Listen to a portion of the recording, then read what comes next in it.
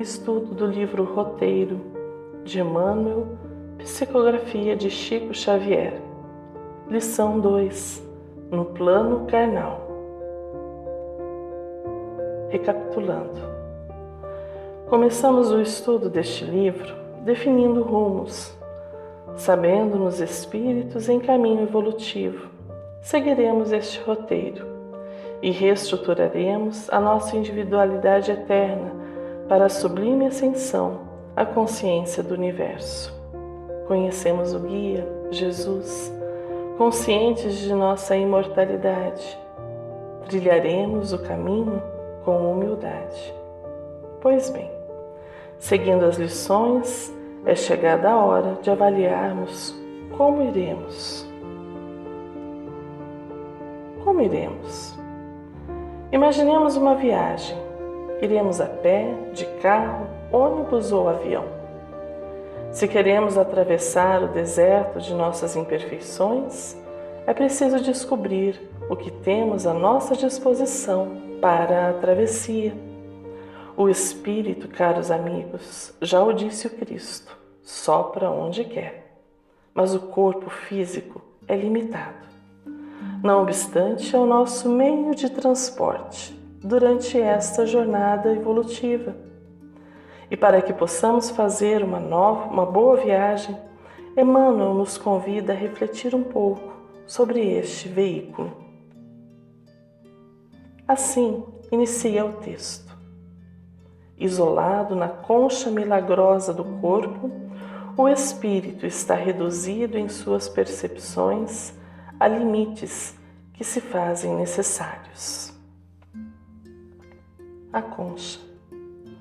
Compara nosso corpo a uma concha milagrosa, tal qual uma ostra que produzirá uma pérola.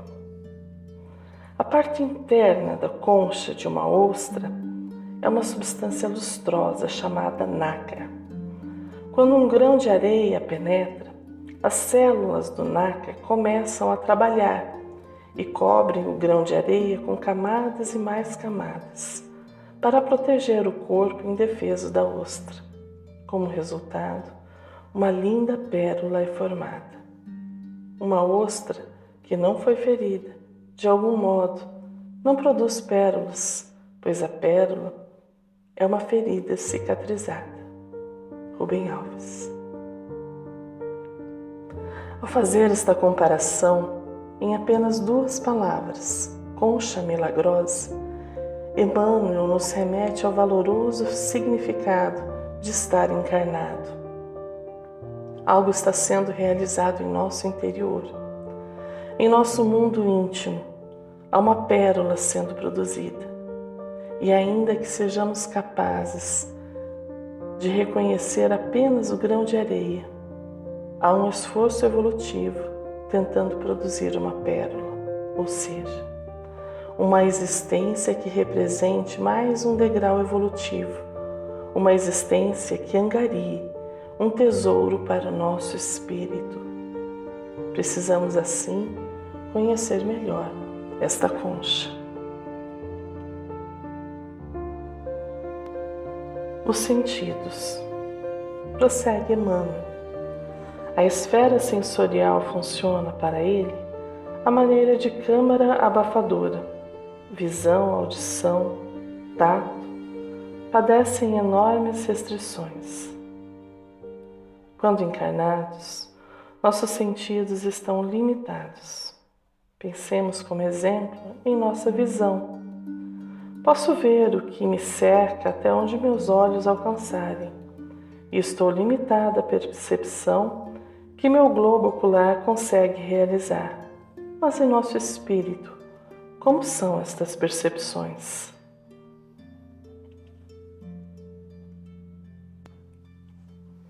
Os Espíritos disseram a Kardec no Livro dos Espíritos. Questão 247. Os espíritos precisam transportar-se para ver em 2 lugares diferentes? Podem ver ao mesmo tempo num e no outro hemisfério do globo? Como o espírito se transporta com a rapidez do pensamento, podemos dizer que vê por toda parte de uma só vez. Seu pensamento pode irradiar, dirigir-se para muitos pontos ao mesmo tempo. Mas essa faculdade depende da sua pureza. Quanto menos puro ele for, mais limitada é a sua vista. Somente os espíritos superiores podem ter visão de conjunto. Comentário de Kardec. A faculdade de ver dos espíritos, inerente à sua natureza, difunde-se por todo o seu ser, como a luz num corpo luminoso. É uma espécie de lucidez universal que estende a tudo, envolve simultaneamente o espaço, o tempo e as coisas e par. Qual não há trevas nem obstáculos materiais. Compreende-se que assim deve, pois no homem a vista funciona através de um órgão que recebe a luz, e sem luz fica na obscuridade. Nos espíritos, a faculdade de ver é um atributo próprio, que independe de qualquer agente exterior. A vista não precisa de luz. Questão 248. O espírito vê as coisas distintamente como nós? Mais distintamente, porque sua vista penetra o que a vossa não pode penetrar. Nada a obscurece. O espírito percebe os sons? Sim, e percebe até mesmo o que os vossos sentidos obtusos não podem perceber. A faculdade de ouvir, como a de ver, está em todo o seu ser? Todas as percepções são atributos do espírito e fazem parte do seu ser. Quando ele se reveste do corpo material, elas se manifestam pelos corpos orgânicos, mas no estado de liberdade não estão mais localizadas. Lição. Eis então algo de grande relevância que precisamos conhecer em nossa jornada evolutiva. Nosso espírito vive uma experiência carnal, passageira e transitória, limitada, mas com um objetivo. Prossigamos a lição do livro Roteiro. O cérebro físico é um gabinete escuro, proporcionando-lhe ensejo de recapitular e reaprender. Conhecimentos adquiridos e hábitos profundamente arraigados nos séculos aí jazem na forma estática de intuições e tendências. Forças inexploradas e infinitos recursos nele dormem, aguardando a alavanca da vontade para se externarem no rumo da superconsciência. Esquecimento. Ao encarnarmos, por misericórdia divina, esquecemos-nos das vidas anteriores. Esquecemos dos desenganos, das fraquezas, das discórdias, dos débitos, dos desafetos. Porém, Deus nos permite recordar do tesouro que já angariamos através das intuições e das tendências. A pérola produzida em uma concha deixará uma cicatriz, mesmo se retirada, e será sempre uma lembrança de que havia algo muito precioso ali. Assim também, nossas aptidões, algumas adormecidas, que ao menor incentivo despertam em nós, sejam as intelectuais, como facilidades em determinadas áreas de estudo, sejam as afetivas, ao reencontrar alguém com quem já estivemos em vidas anteriores. Enfim, o despertar se dará nas mais diversas áreas, boas e ruins. Há, porém, aquilo que ainda não foi descoberto, ao que Emmanuel chama de forças inexploradas e infinitos recursos nele dormem, remetendo-nos novamente ao conceito de um ser em evolução. Somos a soma do que até aqui foi construído, porém, estamos matriculados em uma escola, encarnados em um corpo físico, que é um agente divino escolhido por Deus para nos auxiliar nesta trajetória, nesta grande viagem que é a nossa vida. Prossegue a lição. No templo miraculoso da carne, em que as células são tijolos vivos na construção da forma, nossa alma permanece provisoriamente encerrada, em temporário ouvido, mas não absoluto, porque se transporta consigo o mais vasto patrimônio de experiência, é torturado por indefiníveis anseios de retorno à espiritualidade superior, demorando-se, enquanto no mundo opaco, em singulares e reiterados desajustes. Quando iniciamos a lição, comparamos nosso corpo a um veículo. Nesse roteiro que estamos seguindo, será ele a transportar a nossa alma nesta etapa da jornada.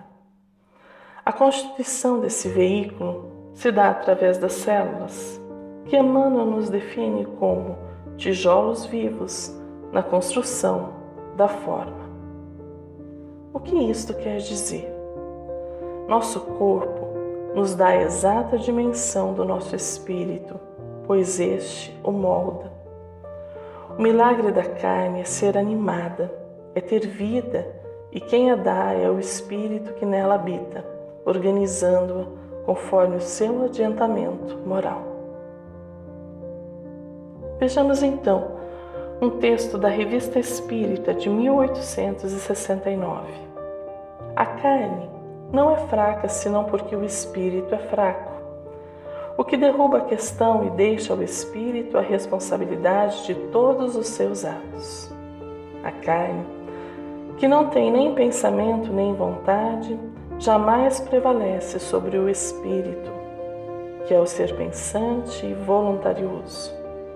É o espírito que dá à carne as qualidades correspondentes aos instintos, como um artista imprime à sua obra material o cunho de seu gênio, liberto dos instintos da bestialidade.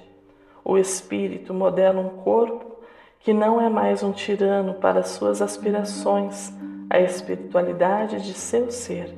Então o homem come para viver, porque viver é uma necessidade, mas não vive para comer. A responsabilidade moral dos atos da vida, portanto, permanece íntegra. Mas diz a razão que as consequências dessa responsabilidade devem ser proporcionais ao desenvolvimento intelectual do espírito, pois quanto mais esclarecido ele for, menos excusável será, porque com a inteligência e o senso moral nascem as noções do bem e do mal, do justo e do injusto. O selvagem, ainda vizinho da animalidade, que cede ao instinto do animal, comendo seu semelhante, é, sem contradita, menos culpável que o homem civilizado que comete uma simples injustiça.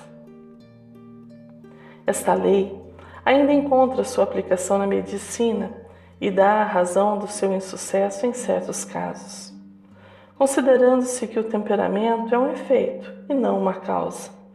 Os esforços tentados para modificá-lo podem ser paralisados pelas disposições morais do espírito que opõem uma resistência inconsciente e neutraliza a ação terapêutica. É, pois, sobre a causa primeira que devemos agir. Se consegue mudar as disposições morais do espírito, o temperamento modificar-se-á por si mesmo, sob o império de uma vontade diferente, ou pelo menos a ação do tratamento médico será ajudada, em vez de ser tolhida. Se possível, dai coragem ao poltrão e vereis cessarem os efeitos fisiológicos do medo. Dá-se o mesmo com as outras disposições. Mas perguntarão, pode o médico do corpo fazer-se médico da alma? Está em suas atribuições fazer-se moralizador de seus doentes? Sim, sem dúvida, em certos limites, É mesmo um dever que um bom médico jamais negligencia, desde o instante que vê no estado da alma um obstáculo ao restabelecimento da saúde do corpo. O essencial é aplicar o remédio moral com tato, prudência e convenientemente, conforme as circunstâncias. Deste ponto de vista, sua ação é forçosamente circunscrita, porque além dele ter sobre o seu doente apenas uma ascendência moral, em certa idade é difícil uma transformação do caráter. É, pois, a educação e, sobretudo, a primeira educação que incumbem os cuidados dessa natureza. Quando a educação, desde o berço, for dirigida nesse sentido, quando nos aplicarmos em abafar em seus germes as imperfeições morais, como fazemos com as imperfeições físicas, os médicos não mais encontrarão no temperamento um obstáculo contra o qual a sua ciência, muitas vezes, é impotente. Entendendo. Começamos assim a vislumbrar que o nosso corpo é um material neutro. A matéria não tem vontade própria, mas é o espírito quem a anima e organiza, de forma harmônica ou não. De posse deste conhecimento, temos então a oportunidade de adentrar neste mundo fantástico e inquietante que é o autoconhecimento. Nosso corpo, ferramenta divina em nossa trajetória evolutiva, é moldado por nosso espírito. Poderíamos então pensar que quanto mais belo, mais evoluído? Isso seria atribuir à matéria algo além do que ela é. Nosso corpo está ajustado à nossa necessidade espiritual, manifestando tendências adquiridas ao longo dos milênios e as manifestando em inteligência, aptidões, talentos. Não se trata, assim, apenas de ser belo, mas de ser útil e bom. Recordemos que não somos seres humanos vivendo uma experiência espiritual. Somos seres espirituais vivendo uma experiência humana. Segunda lição. São por essas razões que somos convidados ao trabalho. Dentro da grade dos sentidos fisiológicos, porém, o espírito recebe gloriosas oportunidades de trabalho no labor de autossuperação. Sob as constrições naturais do plano físico, é obrigado a lapidar-se por dentro, a consolidar qualidades que o santificam e, sobretudo, a estender-se e a dilatar-se em influência, pavimentando o caminho da própria elevação. Semear e colher. Desenvolveremos aptidões e talentos, como também iremos adquirir novos conhecimentos, angariando novo patrimônio evolutivo a ser utilizado em nova experiência reencarnatória. Tudo que estamos realizando hoje será considerado na próxima existência. Agora, compreenderemos melhor por que o homem mais sublime, Jesus de Nazaré, disse: a semeadura é livre, mas a colheita é obrigatória. Eis então a exata dimensão de como nos encontramos hoje. Aprisionado no castelo corpóreo, os sentidos são exíguas frestas de luz, possibilitando-lhe observações convenientemente dosadas, a fim de que valorize no máximo os seus recursos no espaço e no tempo. Na existência carnal, encontra multiplicados meios de exercício e luta para a aquisição e fixação dos dons de que necessita para respirar em mais altos climas. Trecho do livro Roteiro. Nosso espírito vive em experiência corpórea que o limita de forma educativa, ensinando, capacitando e elevando. Castelo Interior, Teresa d'Ávila. Interessante Emmanuel usar a expressão aprisionado no castelo corpóreo.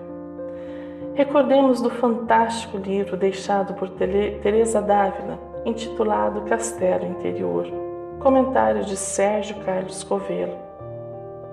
Teresa parte da ideia de que a felicidade, que ela chama de Deus, está dentro de cada um de nós e não pode ser encontrada em nenhum outro lugar, visto ser um estado de consciência, cujo aflorar demanda o autoconhecimento, pois o homem, afirma, não é a ideia que tem de si mesmo, mas uma alma ou consciência com vários graus de perfeição, que abriga no mais recôndito o verdadeiro ser. A entrada nessa esfera de consciência, no entanto, não depende de conhecimento intelectivo, e sim de experiência direta, que caracteriza o saber místico, a verdadeira sabedoria. E pelo autoconhecimento, lastreado na introspecção, que o ser humano consegue compreender-se e se transformar de ser psíquico em eu superior, ensejando a renovação da mente e ao nascer para uma vida completamente nova, fruto de aliança definitiva da personalidade com o homem interior, o grande desconhecido. Tudo que Deus faz é fruto do seu imenso amor por nós. Muitas vezes encontraremos na vida física dificuldades e lutas, mas serão elas que impulsionarão o nosso ser espiritual para patamares mais elevados.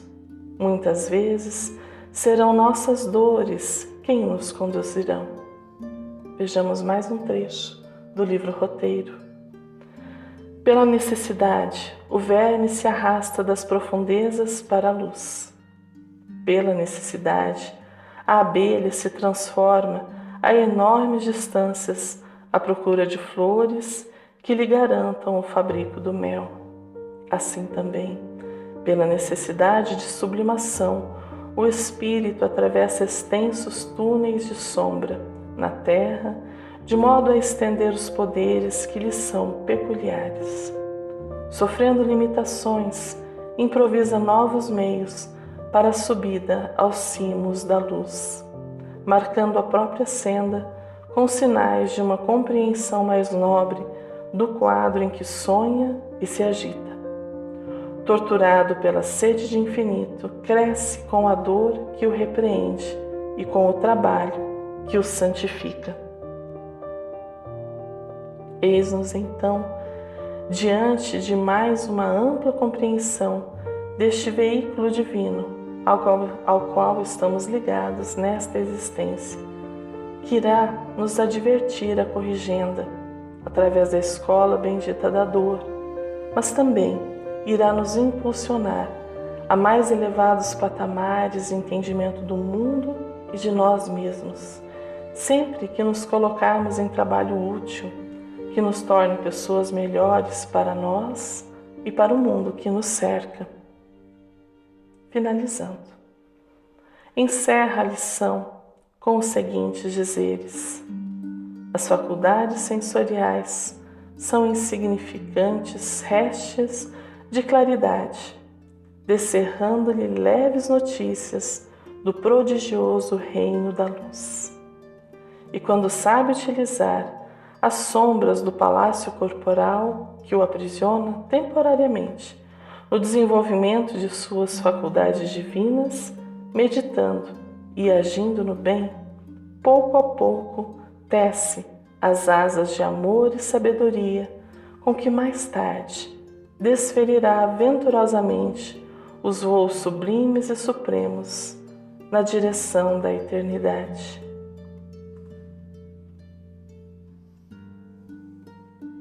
O roteiro que iremos seguir está em nosso querer.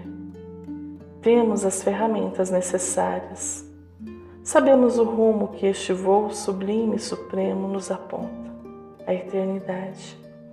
E seguiremos aprendendo com o nosso Mestre Jesus, que mostrou-nos toda a nossa potencialidade enquanto homens, mas, sobretudo, enquanto espíritos imortais. Ele venceu a carne.